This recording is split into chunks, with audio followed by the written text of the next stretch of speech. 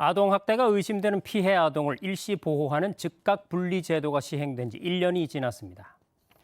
기존에 있던 아동학대 처벌법에 근거한 응급조치 제도는 보호기간이 72시간으로 짧고 또 학대 피해가 확인되지 않으면 분리보호가 어려운 한계점이 있었는데요. 이런 제도의 한계를 보완하기 위한 즉각 분리 제도의 도입으로 학대 피해가 확인되지 않더라도 재학대가 우려되고 면밀한 조사 등이 필요한 경우에는 보호조치 결정이 있을 때까지 아동을 분리해서 보호할 수 있게 된 겁니다. 이를 통해서 아동학대 대응 현장에서 보다 적극적이고 신속하게 피해 아동을 보호할 수 있게 됐다는 평가가 나옵니다. 이어지는 대담에서 즉각 분리제도 시행 1년을 맞아 진행된 중간 점검 결과와 앞으로의 계획을 들어보겠습니다.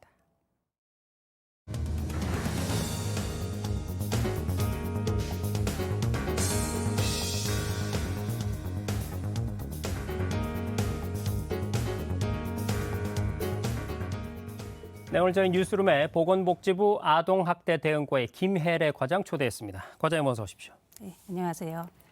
자, 즉각 분리 제도 시행된 지 1년 됐습니다. 우선 이 제도를 시행하게 된 배경부터 좀 되짚어 주시죠.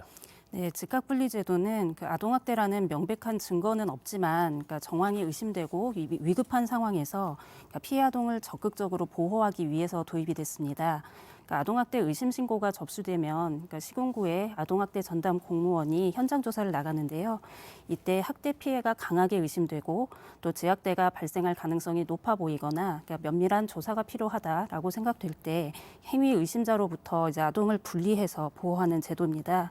유사한 제도로 아동학대 범죄의 처벌에 관한 특례법에 따른 응급조치 제도가 있는데 네. 아동학대가 명확할 때 경찰이나 아동학대 전담 공무원이 이제 피해 아동을 72시간까지 분리해서 보호를 하는 제도입니다. 일단 기존의 제도는 학대 피해가 명확하지 않으면 적용하기가 좀 어렵고 보호 기간이 짧다는 한계가 있어서 이것을 좀 보완하기 위해서 이제 추가적으로 도입을 한 제도입니다. 그렇군요. 지금 이번에 이 제도 시행 1년을 맞아서 전국적으로 이 즉각 분리 실적이 어느 정도였나 하는 중간 점검을 하셨다고 들었습니다. 그 결과가 어떻게 나왔나요? 네, 그 제도가 처음 시행된 작년 3월 30일부터 12월 31일까지 이제 9개월 동안의 실적을 확인해 봤는데요. 네. 이제 이 기간 동안에 현장 분리된 건수가 총 2,831건이었습니다. 이 중에서 이제 새로 도입된 즉각 분리는 1,043건, 그러니까 기존에 운영되고 있었던 응급조치는 1,788건으로 나타났습니다. 그러니까 전년도 같은 기간의 현장 분리 실적하고 비교해 보면 132.4%가 증가했고, 그러니까 기존에 운영되어 왔던 응급조치만 비교하더라도 그 전년도에 비해서 46.8%가 늘어났습니다. 이것은 이제 즉각분리제도 도입을 계기로 이제 시군구나 경찰 그리고 아동보호 전문기관이 피해 아동을 좀 신속하게 보호하기 위해서 그러니까 현장 분리 조치를 좀 적극적으로 활용해 주신 결과라고 지금 보고 있고요. 특히 아동학대가 이제 의심되면 그러니까 저희가 조사를 거쳐서 이제 실제로 아동학대다라고 판단되는 경우가 한 70%에서 80% 정도 됩니다. 네. 근데 이제 즉각 분리된 아동들의 경우에는 그러니까 94.2%가 이제 아동학대로 판단이 되었습니다. 거의 대부분이었네요. 네, 그러니까 네. 그만큼 즉각 분리가 도입되면서 이제 보호가 필요한 아이들을 그러니까 신속하게 보호할 수 있었다라는 그런 측면이 있다고 저희는 보고 있습니다. 그렇네요. 실제로 수치적으로 조사한 결과를 들어보니까 이 제도 도입으로 인해서 아동학대 대응 현장에서 피해 또는 피해가 의심되는 아동들을 더욱 신속하게 보호할 수 있다. 그런 틀이 마련됐다. 이렇게 평가할 수가 있겠네요. 그러면 이 즉각 분리가 필요한 아동의 분리 후의 보호 절차, 이게 구체적으로 어떻게 되는 겁니까?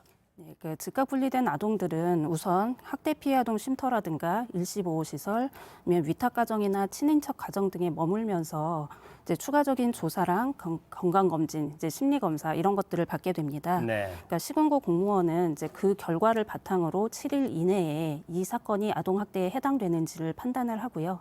그 아동학대라고 판단이 되면 이제 그 해당 아동을 어떤 장소에서 어떤 방법으로 보호할지 또 해당 가정에는 어떤 서비스를 제공할지 이런 것들을 포함한 그 피해 아동 보호 계획을 수립하게 됩니다. 네. 그런데 지금 이제 과장님께서 하시는 말씀을 들어보니까 이 학대 피해 아동을 즉각 분리한 뒤에 반드시 시설에서만 보호를 하는 게 아니군요. 네, 그렇습니다. 그러니까 피해 아동 보호 계획을 수립할 때는 그 해당 아동의 입장에서 그러니까 어떤 방식으로 보호받는 것이 가장 적절한지를 좀 심도 있게 검토를 해서 결정합니다. 그래서 원래 가정에서 양육하는 게 가장 좋겠지만 그 현재 상황에서 이렇게 원래 가정으로 복귀하는 것이 위험하거나 아니면 해당 가정의 양육 환경을 먼저 개선한 뒤에 돌아가는 게 적절하다라고 판단될 때는 네. 이제 친인척 가정이나 위탁 가정 그리고 그런 양육 시설 같은 다양한 대안 중에서 그 피해 아동에게 가장 적절한 대안을 찾게 되는 겁니다. 그렇군요. 자, 그러면 이 학대 피해 아동이 가정을 떠나서 이제 다른 곳에 가서 보호를 받게 되면 어떤 지원을 받게 되는 건가요? 그러니까 아동학대로 판단되면 그 피해 아동과 행위자 또 그 가족을 대상으로 그 아동보호 전문기관에서 일정 기간 동안의 사례 관리를 합니다. 네. 그러니까 즉각 분리된 피해 아동도 마찬가지인데요.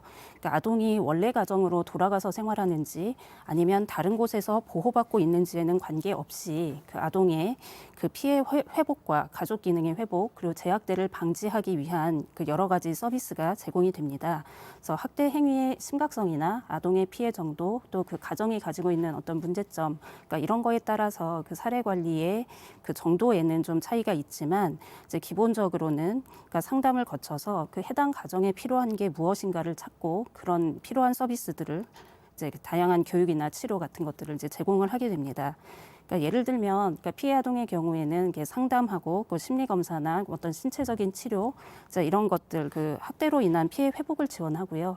또 그 보호자나 이제 행위자에게는 그 양육 기술을 교육하고 가족관계 개선 프로그램을 좀 제공하는 이제 이런 방식입니다. 그러니까 해당 가정의 상황을 고려해서 그러니까 가능하다면 원래 가정에서 또 아동이 당장 원래 가정에서 생활하는 것이 좀 적절하지 않다라고 보인다면 그러니까 가족과 분리되어 보호받는 상태에서 그러니까 각자 필요한 서비스를 제공받는다라고 보시면 될 것 같습니다. 이렇게 분리를 거쳐서 사례 관리를 이제 받게 되면은 그러니까 피해 아동이 원래 가정에서 안전하게 양육받을 수 있다라고 이제 판단될 때 원래 가정으로 돌아가게 되는데요. 그러니까 그 결정을 할 때도 내부 회의를 거치거나 그러니까 여러 분야의 전문가 자문을 받는 등의 충분한 논의를 거쳐서 결정을 하게 됩니다. 네. 그러니까 이 즉각 분리라는 것은 일종의 긴급 조치인 것이고 그렇게 분리를 한 연후에 예를 들어서 학대가 있었다고 하더라도 그 가정의 교육이라든지 이런 걸 통해서 나중에 아이가 혹여 돌아갔을 때 재발이 발생하는 것을 방지하는 뭐 이런 작업을 거치게 되는 것이군요. 네.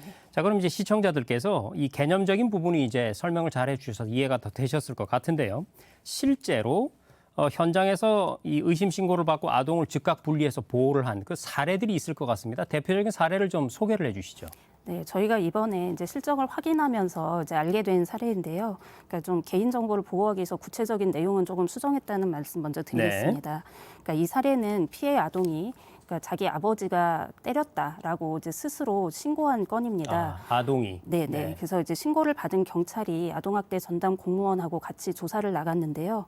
그러니까 예전에도 아동학대로 신고된 이제 이력이 있었던 아동이었고, 그러니까 현장 조사 과정에서 이제 친구 관계 문제 때문에 이제 부모가 훈육하는 과정에서 체벌이 있었다. 또 이로 인해서 내가 가출을 했다라는 진술이 확보가 되었습니다.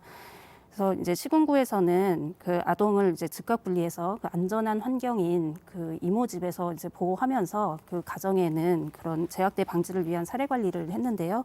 그러니까 부모에 대해서는 그 양육 상담도 하고 가족관계 개선 프로그램을 해서 그런 학대 발생 가능성을 굉장히 낮췄고요.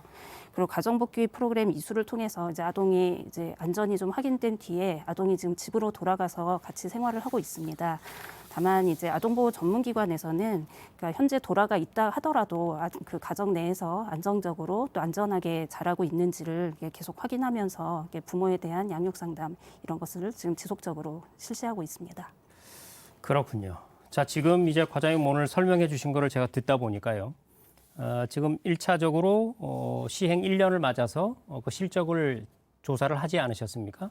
앞으로는 이제 제 생각에 어떤 아동이 학대 피해를 받았는데 이 조치를 통해서 잘 보호가 되고 그리고 나서 이제 이 가해 부모에게 교육을 잘 해서 다시 가정으로 돌아갔다. 그 이후에 재발이 안 되는 게 사실 가장 중요한 거 아니겠습니까? 네네. 그래서 그 부분이 즉 다시 돌아갔을 때 재발이 어느 정도 일어났는지 그게 어느 정도 예방됐는지 이 부분에 대해서 좀 면밀한 조사를 앞으로 좀 해서 나중에 다시 한번 출연해 주시면 좋겠습니다. 네. 자, 그동안에 정부가 강력한 근절 의지를 갖고 다양한 조치를 지금 시행하고 있습니다만 아직까지도 우리 언론 지상에서 아동학대 사건이 끊임없이 보도되고 있어 참 안타까운 마음 그지 없습니다. 아동학대 근절을 위해서 앞으로 어떤 계획을 갖고 계신지요? 정부는 그 아동학대 대응에 대해서 이제 공적 책임을 강화하기 위해서 이제 그 세 차례의 종합대책을 만들었습니다. 그래서 지금 그 대표적인 과제로 2020년 10월부터 이제 아동학대 조사 공공화를 지금 시작을 했는데요. 이게 과거에는 그 아동학대에 대한 조사와 사례 관리를 모두 민간 기관인 그 아동보호 전문기관에서 실시했었습니다. 네. 그런데 이제는 그 전국의 아동학대 전담 공무원 747명을 배치해서 시군구가 아동학대 조사를 담당하고 그 아동보호 전문기관은 그 사례 관리에 집중할 수 있도록 기능을 바꿔 나가고 있습니다. 또 그 과정에서 이제 시군구와 경찰, 또 교육청, 아동보호 전문기관 등의 이제 그런 관계 기관들이 정보 공유도 좀 더 활성화하고 또 서로의 일에서 좀 협업할 수 있도록 좀 제도를 갖춰 나가고 있고요. 특히 경찰하고는 이제 공동 업무 수행 지침을 마련해서 그 조사라든지 이럴 때 이제 협조를 계속 강화해 나가고 있는 중입니다. 그 최근에는 그 아동학대 범죄에 대한 합리적인 처벌이 이루어지고 또 경각심도 높일 수 있도록 그 양형 기준도 개선된 바가 있었고요. 또 그 아동의 보호와 회복 지원을 위한 이렇게 다양한 인프라도 저희가 지속적으로 좀 확충을 하고 있습니다. 그렇지만 이제 무엇보다 중요한 거는 그 아동학대에 대한 인식이 변하는 것일 텐데요. 그러니까 저희가 그 민법상의 징계권은 이미 폐지가 되었고요. 그 아동에 대한 체벌을 금지하는 데서 나가서 긍정적인 양육의 문화, 그런 분위기를 조성하는 것이 가장 중요하다고 보고 네. 이제 그런 쪽으로 예방 사업을 강화해 나가려고 하고 있습니다. 네. 과장님 설명 들으면서 제가 든 생각 두 가지만 좀 당부를 드리면 어쨌든 지금 하시는 일이 이 아동학대 방지라는 부분은 뭐 경찰이라든지 법무부라든지 또는 지자체들 이렇게 그 협업이 굉장히 중요할 것 같습니다. 이 부분에 앞으로 중점을 더 주시고 그리고 지금 인원을 아까 전국에 몇 명인지 말씀해 주셨는데 참 턱없이 부족하지 않을까 싶습니다. 사실 이런 부분은 앞으로 이제 정부도 바뀌고 하는데요. 인원을 더 뽑아 달라라고 해도 우리 국민들이 전혀 나쁘게 생각하지 않을 것 같습니다. 앞으로 인원 충원 더 하셔서 아동학대 애써 주시면 좋겠고요. 마지막으로 아동학대 관련해서 우리 시청자들께 당부 말씀 있으시면 한 말씀 해주시죠. 네. 그 아동학대의 가장 큰 문제는 보호자에 의해서 그 성장 과정에 있는 아동에게 행해지는 건데요. 그래서 그 피해가 전 인생에 걸쳐서 심각한 영향을 미치는데도 불구하고 조기에 발견해서 뭔가 조치를 하기에 굉장히 어렵다는 겁니다. 네. 그래서 2020년 기준으로 그 아동학대의 82%가 부모에 의해서 행해졌고 85% 이상이 그 아동의 가정에서 행해졌습니다. 그러니까 그만큼 은폐되기 쉽고 또 반복되고 점점 심해질 가능성이 높은 그런 특징이 있는데, 네. 그러니까 정부에서도 이제 여러 가지 정보를 가지고 미리 예측하고 뭐 가정 방문 사업을 통해서 그 아동의 안전을 확인하고 학대 징후를 조기에 발견하기 위해서 다양한 노력을 하고 있지만 사실 그것만으로는 한계가 있습니다. 그렇기 때문에 이제 주위에서 좀 관심을 가져주시고 아동학대가 의심될 때는 좀 적극적으로 신고해 주시는 것이 이제 가장 중요하다라고 보는데요.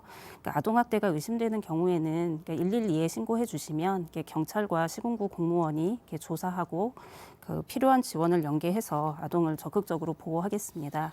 그리고 이제 보건복지부는 앞으로도 또 관계부처들과 함께 그런 그 아동학대에 대한 사회적 관심을 높이고 예방과 조기 발견을 통한 그 적절한 보호가 이루어질 수 있도록 지속적으로 노력하겠습니다. 네. 말씀 잘 들었고요. 과장님 한 가지만 여쭙겠습니다. 혹시 이 아동학대를 신고를 누군가가 의심 신고를 하게 되면 그 신고자는 보호가 되는 건가요? 네, 그러니까 저희가 그 조사 과정에서 네. 그러니까 누구에게 이제 그 신고를 받았다라는 것들은 이제 밝혀지지 않도록 저희가 네. 그 철저하게 하고 있는데요. 이게 다만 아마 이제 조사할 때 그러니까 이제 일부 그러니까 아이가 이제 병원에 갔었는데 뭐 이제 여기서 신고가 됐다라고 하면 이게 이제 그런 걸 이제 의심하거나 이제 부모들이 이제 그런 경우는 있을 수 있습니다. 네. 네, 저희가 이제 그런 부분에 대해서 그 신고자를 보호하기 위해 이제 그 조사를 담당하시는 분들께는 계속 그런 매뉴얼과 그런 지침, 그러니까 이런 교육을 좀 실시하고 있습니다. 네, 잘 알겠습니다. 이 부분이 왜 중요하냐면 불가피한 경우를 제외하고 사실 그 이웃끼리 이런 일로 인해서 굉장히 나중에 이 사이가 소원해질 수 있기 때문에 신고를 꺼리는 경우들이 많이 있거든요. 앞으로 신고자 보호는 더 애써 주시면 좋겠습니다. 지금까지 보건복지부 아동학대 대응과의 김혜래 과장과 얘기 나눴습니다. 과장님, 오늘 말씀 고맙습니다. 네, 감사합니다.